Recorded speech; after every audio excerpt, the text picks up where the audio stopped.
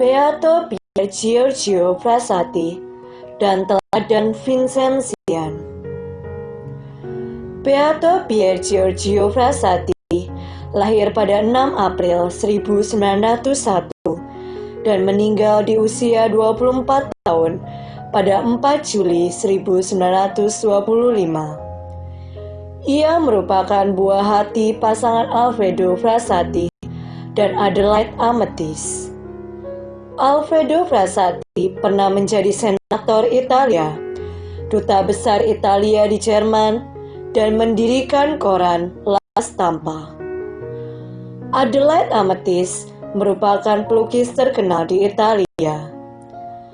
Beato Pier Giorgio Frassati seorang Vincentian yang aktif dan aktivis berbagai organisasi di Turin, Italia.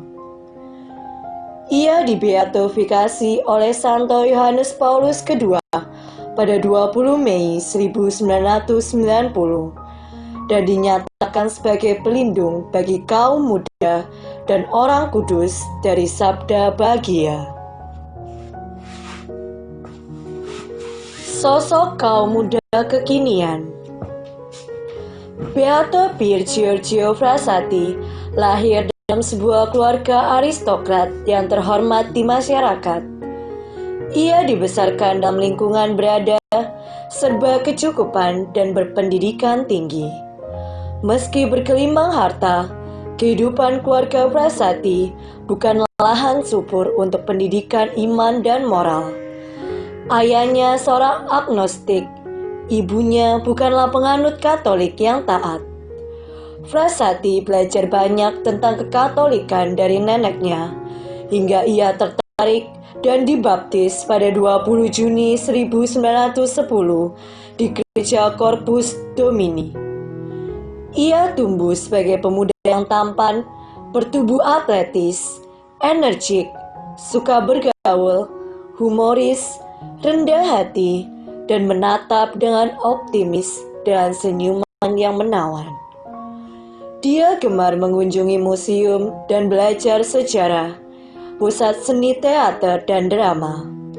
Ia sangat mencintai seni musik, seni lukis, dan pahat. Hobinya berjalan kaki, bersepeda, berkuda, mendaki gunung, dan bermain ski. Sosok muda yang religius dan senang berdoa rosario. Beato Frassati selalu menganjurkan betapa pentingnya hidup rohani, kekuatan dalam doa dan meditasi. Jika kamu menempatkan Tuhan di pusat segala tindakanmu, maka kamu akan mencapai tujuan. Frassati tidak segan mengajak teman-temannya untuk retret. Kebiasaan ini dilakukan saat masih SD hingga universitas. Teladan hidupnya bagai magnet, menarik teman-temannya untuk mengikutinya. Di usia 17 tahun, Frassati bergabung dalam SSW dan Persaudaraan Rosario Polone di Italia. Frassati sangat mencintai sakramen Maha Kudus dan menyambut komunis setiap hari. Dia sering kedapatan berlama-lama meditasi di depan sakramen Maha Kudus pada malam hari dan rajin berdoa rosario setiap hari. Bahkan berdoa rosario 3 kali setiap hari setelah bergabung dengan Ordo Ketiga Dominikan. Rajin kunjungan atau home visit. Frassati merupakan seorang yang teguh mencintai kaum miskin dan gereja. Ia sahabat kaum miskin, melihat Kristus di dalam diri mereka. Tahun 1918, ia bergabung dengan SSV dan mempersembahkan segala waktunya untuk melayani orang sakit dan miskin, merawat anak yatim piatu dan tentara yang cedera dalam Perang Dunia Pertama, mengunjungi mereka secara teratur, merawat, membawa, dan memberi mereka makan serta membawa mereka ke dokter ketika mereka sakit.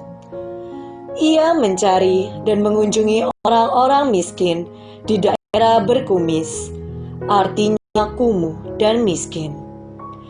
Ia berkata, "Yesus datang kepadaku setiap waktu dalam komuni kudus, dan saya membalas kepadanya secara kecil-kecilan dengan mengunjungi orang miskin."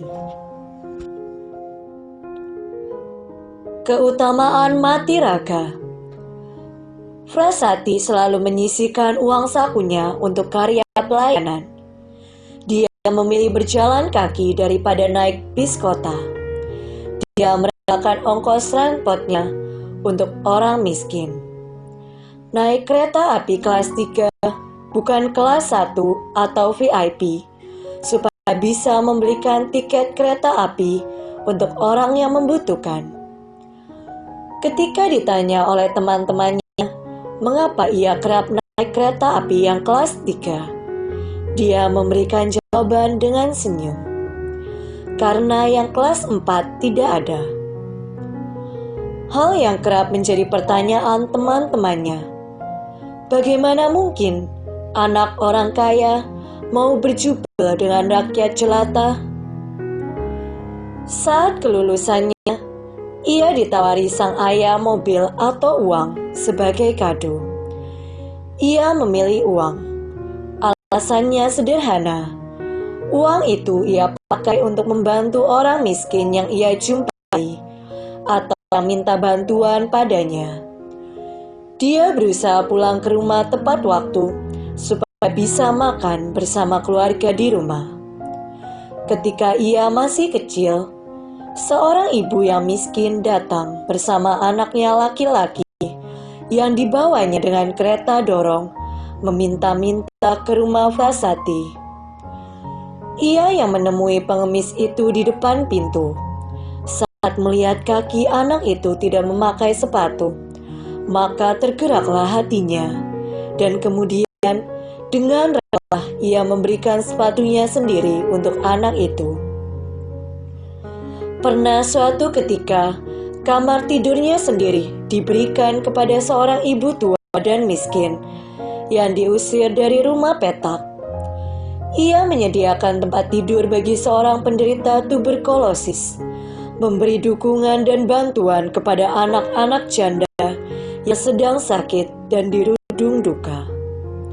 Sementara ia terbaring sekarat di tempat tidur menjelang kematiannya, dalam kondisi tangan hampir lumpuh karena sakit polio.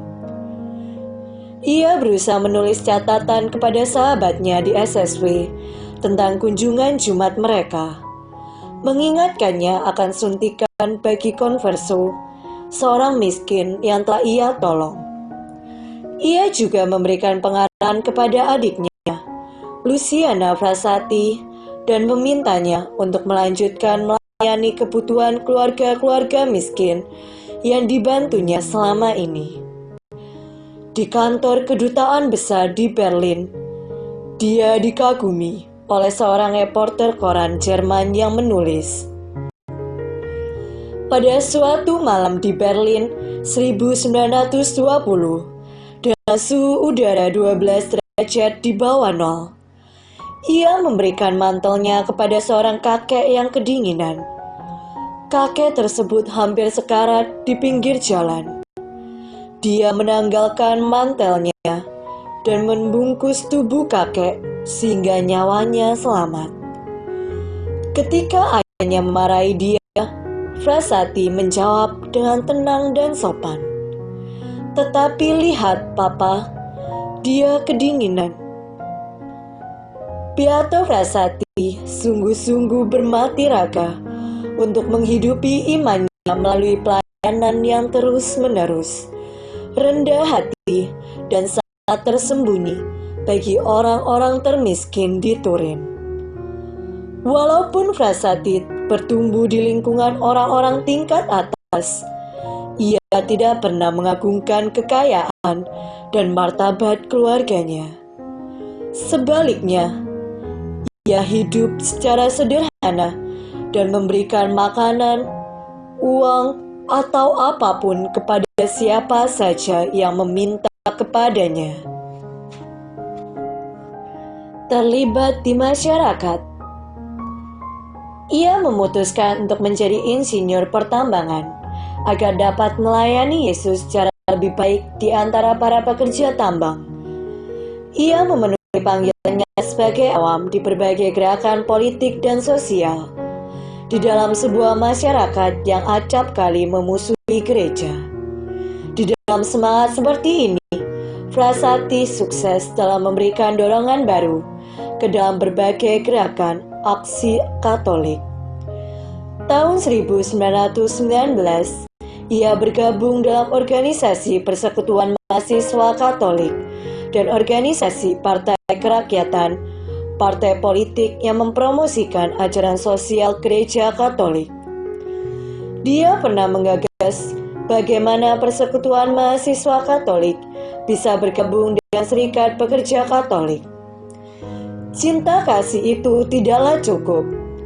Kita masih membutuhkan reformasi sosial, kata Frasati yang selalu memperjuangkan dua hal itu. Ia juga memberikan waktunya untuk membantu koran harian Katolik, Momento, sebuah koran yang melandaskan misinya pada ajaran sosial dari Paus Leo ke-13, yakni ensiklik Rerum Novarum. Sakit tertular saat kunjungan. Pada akhir Juni 1925, Frasati menderita sakit polio. Dokter memperkirakan tertular dari orang miskin dan sakit yang pernah ia kunjungi. Perjalanan sakitnya begitu cepat, sementara kondisi badannya semakin lemah. Penyakit ini menyebabkan anggota tubuh dan sistem pernafasannya lumpuh. Pada 4 Juli 1925, Frasati menghadap Bapa di usia 24 tahun. Pada hari pemakamannya, dihadiri banyak tokoh-tokoh terkemuka. Keluarganya begitu terkejut dan tidak menyangka dengan kehadiran ribuan orang miskin yang beriringan mengantar ke pemakaman sebagai bukti nyata kecintaan Frasati kepada orang miskin. Pier Giorgio melayani mereka tanpa memikirkan diri sendiri selama 7 tahun.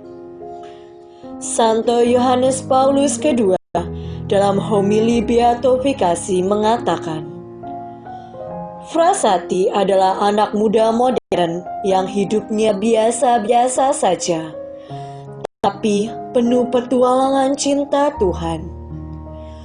Dia mampu memadukan keseharian hidupnya dengan imannya pada Yesus, sehingga Injil dihidupi dan diterjemahkannya dengan mencintai semua orang yang dijumpainya, terutama yang miskin, lemah, dan terlantar. Dia selalu berusaha hadir untuk menjadi berkat bagi sesamanya. Hobinya berpetualang naik gunung, olahraga, kecintaannya pada karya seni, serta perhatiannya pada masalah-masalah kemasyarakatan justru membuat dia dekat dan mengalami dekapan cinta dengan Sang Khalik. Doa singkat. Marilah mempersiapkan hati untuk berdoa. Demi nama Bapa dan Putra dan Roh Kudus. Amin. Allah Bapa kami, Engkau menganugerahkan kepada Beato Pier Giorgio Frasati cinta kasih sejati dan menjadi panutan bagi kaum muda Vincenzian, khususnya dalam menghayati panggilan Vincenzian. Frasati telah memaknai masa muda dengan sebaik-baiknya, memelihara hidup doa, penuh sukacita dan hobi yang beraneka ragam khas anak muda, senantiasa berjuang untuk mencapai kekudusan di tengah dunia yang banyak godaan, terlibat aktif dalam hidup menggereja dan masyarakat, tetapi tetap menjadi sosok kekinian yang religius dan berbela rasa kepada mereka yang miskin dan papa. Semoga berkat doa dan teladannya, kaum muda Vincentian, kau perkenankan untuk mengikuti jejaknya, melayanimu dengan hati yang berkobar-kobar, dan senantiasa menjumpai engkau dalam diri kaum miskin dengan penuh kasih. Semoga kaum muda Vincentian dengan penuh kerendahan hati dapat memancarkan sinarnya dan menjadi garam dimanapun mereka berada. Demi Kristus Tuhan kami. Amin. Demi nama Bapa dan Putra dan Roh Kudus. Amin.